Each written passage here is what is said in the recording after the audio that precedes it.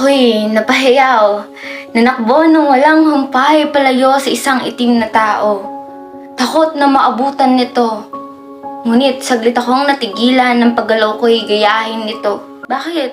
Hindi ko nakilala ang sarili kong anino, para bang isang dayuhang kaluluwa sa katawan na loob sa akin ng may likha.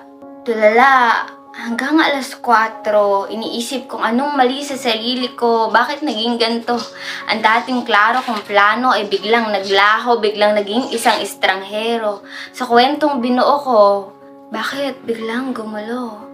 Bigla ang pagtulo ng luha, pagsapit ng oras na 24 ay hindi na nakakagulat.